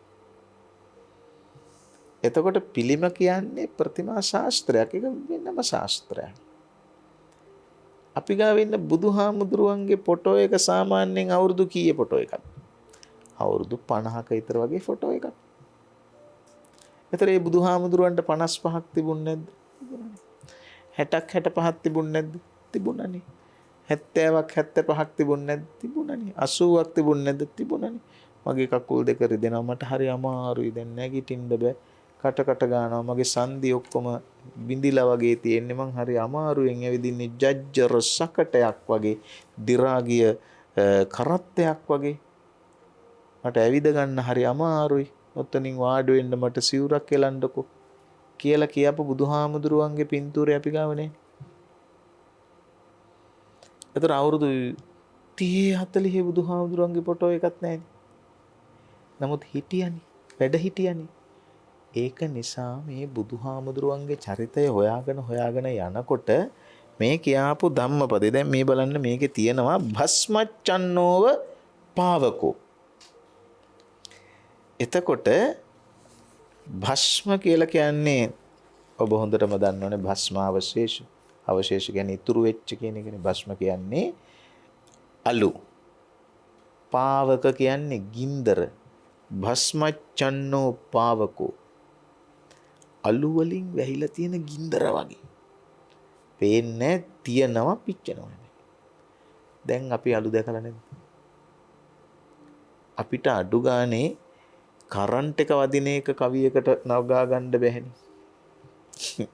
බස්මච්ඡන්නෝ පාවකෝ එහෙම නැත්නම් අලු වලින් වැසී ඇති ගින්දර කියන එක දකින්න බුදුහාමුදුරුවෝ කුස්සියේ කොච්චර දවසක් ඉන්නේ නැද්ද? යසෝදරා දේවීන් වහන්සේත් එක්ක උයන්න නැතුවම ඇද්ද? තාත්තත් එක්ක අම්මා නැති කාලේ පොඩි කාලේ උයන තැන ඉන්න නැතුවම ඇද්ද? මේවා උයන්නේ කොහොමද කියලා කුස්සියට වෙලා බලාගෙන ඉන්න නැතුවම ඇද්ද? අලු දූවිලි දැකලම නැද්ද? ගින්දරට චුට්ටක් හරි පිච්චිලාම නැද්ද? ඇයි ඒ මනුෂ්‍ය භූත මගේ බුදුහාමුදුරුවෝ දෙවියෙක් විතරක් ලෙස දකින්නේ? බුදුහාමුදුරුවෝ දෙවියෙක් නෙමෙයි කියලා කවුරුවත් නෙමෙයි කිව්වේ බුදුහාමුදුරුවෝමනේ. එහෙව් බුදුහාමුදුරුවෝ දෙවි කරලා අපි අරගන්නවනේ. ඇත්තටම උන්වහන්සේ ගෙදර දාලා ආපු ඔටුන්න අපි කොණ්ඩෙන් හදලා දානවනේ බුදුහාමුදුරුවෝ. එහෙම ශීර්ෂයක එහෙම කෙස් රොදක් මිනිහෙකුට පිහිටන්න බෑනේ. එහෙව් ඒ ඇත්ත බුදුහාමුදුරුවෝ හොයාගෙන යන්න. මං කියන්නේ මේ කුස්සියේ බුදුහාමුදුරුවෝ. බලන්න කුස්සියේ බුදුහාමුදුරුවෝ. මේ බලන්න ඕපුනාති යතා භුසං මහා ප්‍රාණ භුයන්න. කුල්ලෙන් පොළල දහඩිය ඉවත් කරගන්නවා වගේ. දැන් නිකන් හිතන්නකො මේ රටේ දැන් ළමයෙකුට කුල්ලෙන් පොලා 10ක් කුල්ලෙන් පොලා 10 ඉවත් කරගන්නාසේ කියලා දැන් ඉන්න ළමයෙකුට උපමාව කියලා කිව්වම තේරුම් ගනින්න. උන් කුල්ල දන්නෙත් නෑ. 10 දන්නේමත් නෑ. කුල්ල කුජීතු වෙලා තියෙන්නේ. දැන් කුල්ල දන්නෙත් නැති 10 දන්නෙත් නැති මේ නූතන සමාජයේ දරුවෙකුට මේ උපමාව කියන්න බෑ. බුදුහාමුදුරුවෝ කොහොමද කියන්නේ? බුදුහාමුදුරුවෝ කියන්නේම කුල්ල හොඳට දන්න හින්දා. මට ලැජ්ජාවේ පණ ගියා අපේ ඉස්කෝලේ මං ඉගෙන ගත්ත ඉස්කෝලේ ගිහින් තියෙන්නේ මං අවුරුදු 4යි. ඒ 4 අවුරුද්දම ගිහින් තියෙන්නේ හොඳ වෙලාවට කනිෂ්ඨ විද්‍යාලයකට විතරයි. එකේ 1 සිට 5 දක්වා විතරයි තිබුණේ. දැන් තියෙන්නේත් 1 සිට 5 දක්වා විතරයි.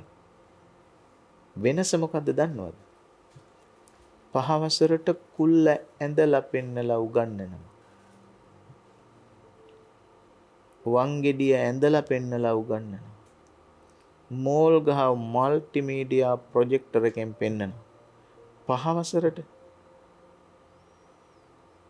සීසානවා කියලා කියන එක වීඩියෝ තාක්ෂණයෙන් උගන්වනවා. මඩ කැපීගෙන යන නගුල ආකෘතියක් ගෙනල්ලා ළමයින්ට පෙන්නනවා. වජිර මහත්තයා 4 විලි ලැජ්ජාවේ පණ ගියා. මං ඉඳුරාගාරේ මේක උගන්වනවනේ ඉඳුරාගාරේ ඉස්කෝලේ ළමයින්ට. තාමත් වගා කරන ගමේ. ඇයි මේ යථාර්ථය ඓතිහාසික කිරීම, ජීවිතයේ ඉතිහාසගත කිරීම. මේ කියන්නේ බුදුහාමුදුරුවෝ කුස්සිය ගැන. කුස්සිය ගැන විතරක් බුදුහාමුදුරුවෝ කියාපුවා. සජ්ජු කීරංව මුච්චති. බුදුහාමුදුරුවෝ කියනවා දෙව් පමණින්ම කිරිමිදින්නේ නැත. මේ දෙව් පමණින්ම කිරිමිදින්නේ නැත කියන කතාව කියන්න පුළුවන්ද? ගෞතම ගෝත්‍රයේ ගව පාලනය කළ ගෞතම ගෝත්‍රයේ ගවයේ කිරි එළදෙනුන් නොදුටු බුදුහාමුදුරුවන්ට. ඒක හින්දා පලක් නැති ලී කෑලි ගන්නේ දරවලට විතරයි කියලා බුදුහාමුදුරුවෝ කියනවා. නිරත්තංව කලින් කරන් ඒක හරියට පණ නැතුව බිම වැටිච්ච ඇඟ වගේ. පණ නැතුව බිම වැටිච්ච ඇඟ දරට විතරක් ගත හැකි දර වගේ. ඒ හින්දා මේවා බුදුහාමුදුරුවෝ තව කංසෝ උපහතෝ යත. කංසෝ උපහතෝ යත කියන්නේ මුව විට කැඩිච්ච භාජනයකින් මනින්න බෑ. බලන්න කියන කතා. දැන් මෙෂර්මන්ට් එකක් ගන්න පුළුවන් වෙන්නේ ගැට්ට කැඩිලා තියෙනවා නම්. මුව විට කැඩිලා තියෙනවා නම් ඒකේ මනින්න බෑනේ. මොන උපමාවක්ද කියන්නේ? මොන කවියක්ද කියන්නේ? මොන නිර්මාණයක්ද කියන්නේ? මේක රූප නිර්මාණයක් හැටියට ගත්තොත් එහෙම චිත්‍රපටයකට ගන්න බැරිද කියන්නේ? කවුරු හරි කෙනෙක් වතුර මැන දාන.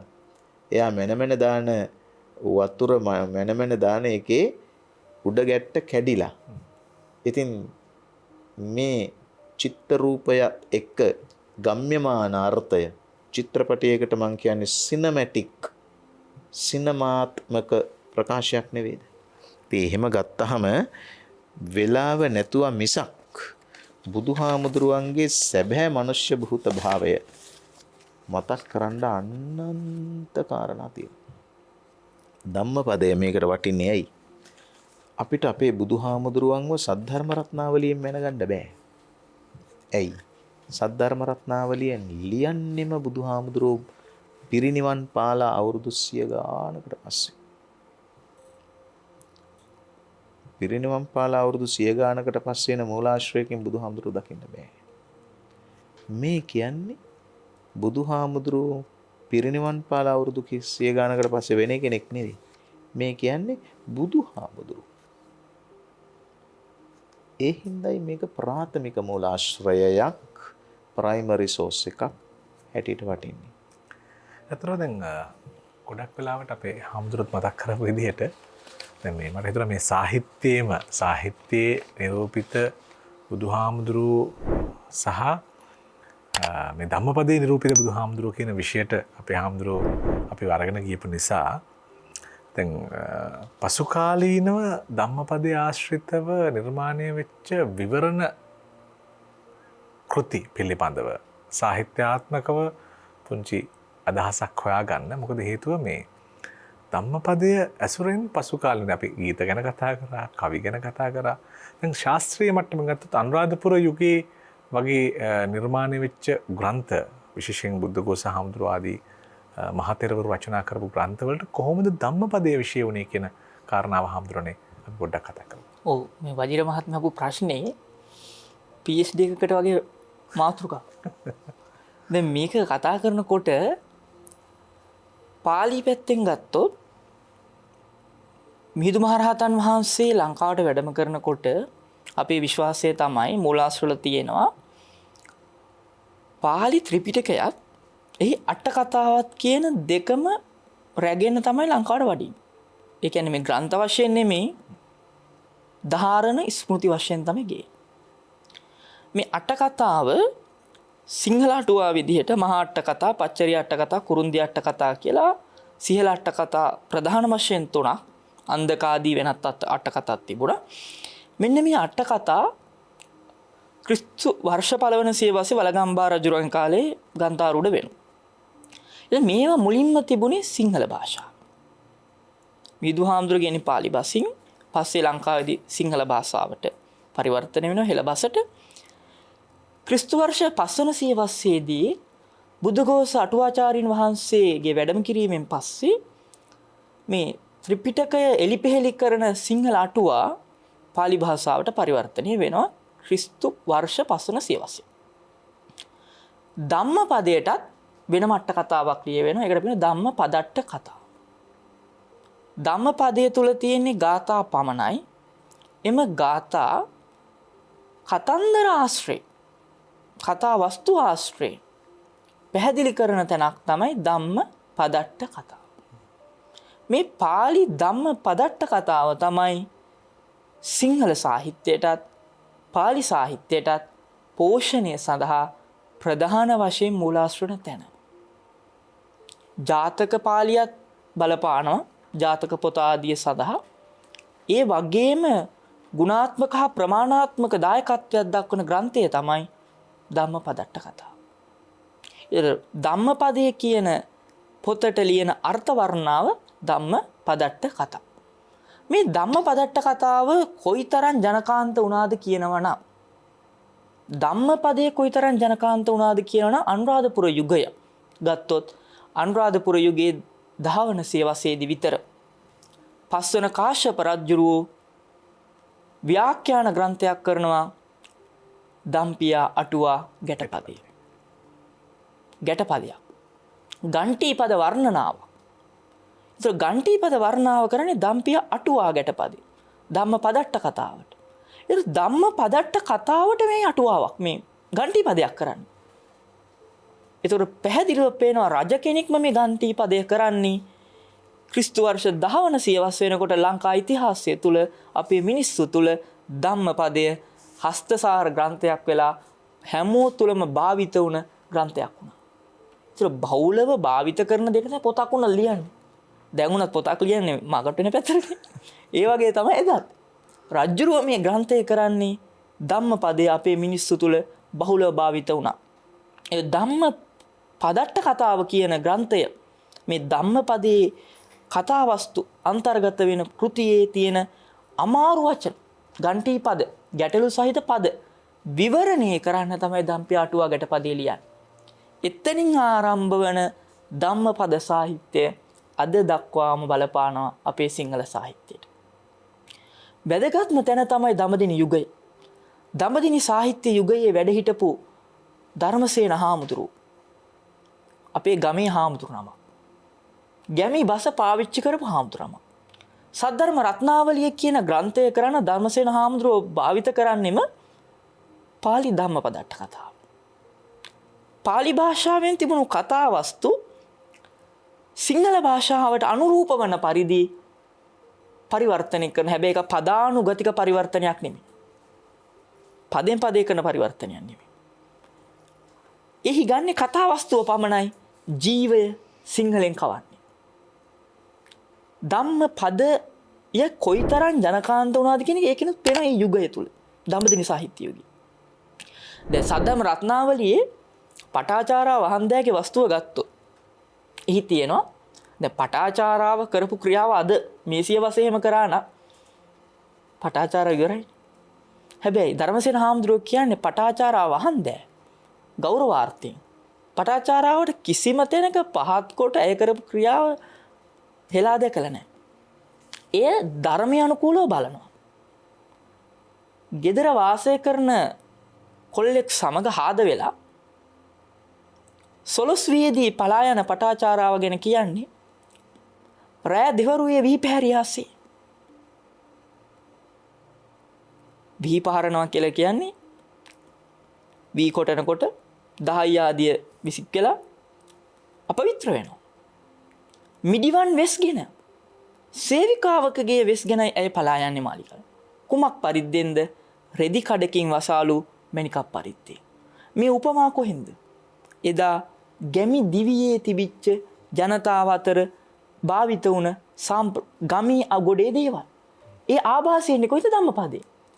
අපි පණ්ඩිත හාමුදුරුවෝ පෙන්වනවා බුදුහාමුදුරුවෝ කොහොමද එදා ජන සමාජය දැක්කේ කියන එක. ධර්මසේන හාමුදුරුවෝ ඒ ආభాසය ලබන්නේ ඒ ධම්මපදයේ තුලින්.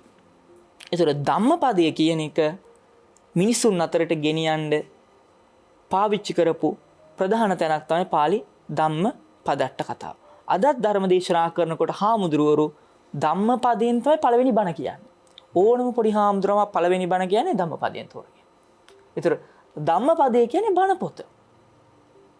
ධම්මපදයෙන් තොරව බණක් කියපු කෙනෙක් මම නම් දන්නේ නැහැ වැඩින්න ඇති කියලා. ධම්මපදය තමයි අදටත් ධර්මදේශකයන්ටත් බණ අහන අපිටත් හැමෝටම ප්‍රධාන වෙන්නේ. ධම්මපදයේ ගාතාවක් නොදන්න කිසිම කෙනෙක් ලංකාදීපය තුල ඉන්නවා කියලා මම නම් හිතන්නේ නැහැ. සබ්බ පාපස් අකරණං ගාතාව හරි දන්නවා. ඒ ධම්මපදේ. ඒ ධම්මපදයේ එදත් ජනකාන්තයි අදත් ජනකාන්තයි. ධම්මපදය බෞද්ධයාගේ හස්තසාර ග්‍රන්ථය කියන එක නිවැරදි.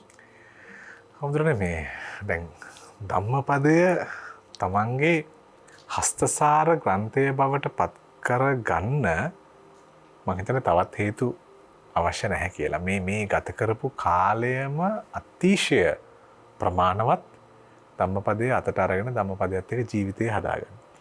අපිට මේ මම හිතන්නේ අද වැඩසටහනෙන් අපිට ධම්මපදයේ පිළිබඳව කතා බහ අමාර කරන්න පුළුවන් වෙයි කියලා.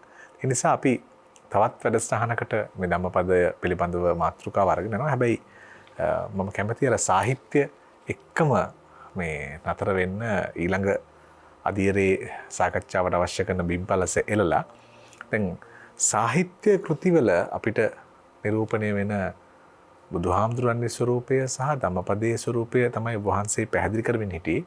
මම කැමතියි එතෙන්ටම ආයෙත් පැමිණිලාම අවසානයක් හොයාගන්න. මොකද අලුත් මාතෘකාවකට ගියොත් එහෙම අපිට තව දිගට කතා කරන්න වෙන නිසා. වජිර මහත්තයා මේ දම්පියාව ගැන පොඩි හාමුදුරුවෝ කිව්වනේ. දම්පියාවෙනුත් සින්දුවක් තියෙනවා. දම්පියාව නෙත් පියාන කියලා. ඒකත් කපුගේ මහත්තයා මං කියන්නේ හිතන්නේ. එතකොට අපේ පොඩි හාමුදුරුවෝ හරි ලස්සනට ඒ ටික විග්‍රහ කළා. ඔබ හිතන විදිහට අපේ පොඩි හාමුදුරුවෝ මහාන වෙලා කොච්චර කල් ඇති වගේද දුටු පමණින් හිතෙන්නේ. මාස 3යි. කොළඹ විශ්වවිද්‍යාලයේ අදටත් අවසන් වසරේ ශිෂ්‍ය ස්වාමීන් වහන්සේ නමක් අවසන් වසරේ ශිෂ්‍යයෙකු වශයෙන් අවසාන සමාසිකයට පෙර පැවිද්ද ලැබලා සන්තෝෂයි. උන්වහන්සේට ඕනේ වුණා උපාධිය ලබන්න පැවිද්දෙකු වශයෙන්. ඉතින් ඒ උන්වහන්සේ දැන් මේ වෙනකොට රාජකීය පඬිත සමත් ශාස්ත්‍රපති උපාධියෙහි අවසන් අධීරෙහි ඉන්නේ. ශාස්ත්‍රවේදී උපාධියත් අවසන් අධීරෙහි ඉන්නේ. ඩිප්ලෝමා සහතික 7ක් විතර තියෙන පොඩි හාමුදුරුවෝ. උන්වහන්සේ ඔය අනුරාධපුරය ගැන වැඩියෙන් කිව්වේ මොකද දන්නවද? ඒක රහසක්. මම ඒක උන්වහන්සේ කියන්න කලින් කියන්න ඕනේ. අනුරාධපුර යුගය ගැන අටුවා වලින් කියවෙන විදිහ පිළිබඳව උන්වහන්සේගේ පොත ලියලා ඉවරයි. මුද්‍රණයට දීලා ඉවරයි. මුද්‍රණයෙන් එළියට ගන්න විදිහක් නැතුව ඉන්නවා. ඉතින් නිකන් එළියට දෙන්නේ නැහැනේ අච්චු ගැහුවට.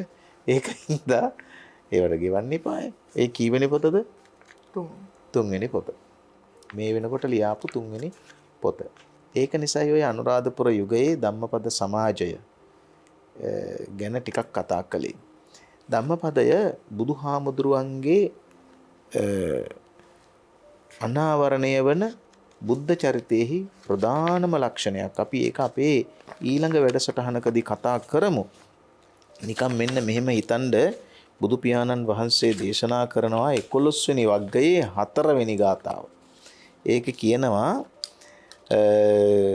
සරත් කාලයේ ඉවතලු ලබු කබල් වැනි කියලා මේ මිනියට ලබු කබලක් වගේ. බුදුහාමුදුරුවෝ මේ මතක් කරන්නේ ඉස් කබල. සරත් කාලේ විසි කරලා තියෙන කළු පාට වෙච්ච සුදු පාට වෙච්ච මිනි ඇටයක් වගේ. මිනි ඇටයක් ලබු කබලක් වගේ. බලන්න මේ කවියා බුදුහාමුදුරුවෝ වෙන කවියා. ඊළඟට බුදුහාමුදුරුවෝ දේශනා කරනවා හරි ලස්සන ප්‍රකාශයක්. පානිම් හිච්චේ වනෝ නාස්ස හරිය පානිනා විසං නාබ්බණං විසමන් වේතේ නත්ති පාපං අකුබ්බතෝ 9 වෙනි මාසේ 9 වෙනි ගාථාව. මොකද්ද වජිර මහත්තයා මේකේ තේරුම? අතේ තුවාලයක් තියෙනවා නම් ඒ තුවාල තියෙන එක්කෙනා අතින් අල්ලන්න හොඳ නෑ විස සහිත එකක්. අද වගේ කිව්වොත් එහෙම කැස්ස තියෙන එක්කෙනෙක් ළඟට යන්න හොඳ නෑ මාස්ක් එකක් නැතුව. එතකොට මාස්ක් එකක් නැතුව කැස්ස තියෙන එක්කෙනා ගාවට ගියාම බෝ වෙන්නේ අපි මාස්ක් එකක් නැති හින්දාද? අපි දුර්වල හින්දාද? අනිත් එක්කෙනාගේ වෛරස් වැඩි හින්දාද? ඒ හින්දානේ මාස්ක් එක නැතුව යන්න එපා කියලා කියන්නේ. මේ කතා කරන මේ තප්පරේ වෙනකොටත් මේ වැඩසටහන ආරම්භ කරන්න හින්දා මිසක් නැත්තම් මේ මාස්ක් එක අපි අතේ තියෙන. මේක. ඒ කියලා කියන්නේ බුදුහාමුදුරුවෝ එදා දේශනා කරනවා අතේ තුවාල තියෙන කෙනෙක් විසාල්ලන්න එපා. මොකද්ද මේ කියන්නේ? මට පව් සිද්ධ වෙන්නේ මගේ දුර්වලතාව නිසා. මගේ අතේ තුවාලේ නැත්තම් රටේ විස තිබුණට මට එන්නේ 1000ක් පව්කාරයෝ මැද්දේ පින්කාරයෙක් වගේ ජීවත් වෙන්න පුළුවන්. පව්කාරයෙක් නෙමෙයි වගේ ජීවත් වෙන්න පුළුවන්. පව් වලට ඇප්ලිකේෂන් නොදා ඉන්න පුළුවන්. ඒ හින්දා සමාජයේ වැරද්ද හින්දා තමයි අපේ ළමයා නරකුනේ කියනවා වගේ ප්‍රකාශ අදාළ නැහැ. මක්නිසාදයක් අපේ ළමයාත් සමාජයේ සමාජිකෙක් නිසා.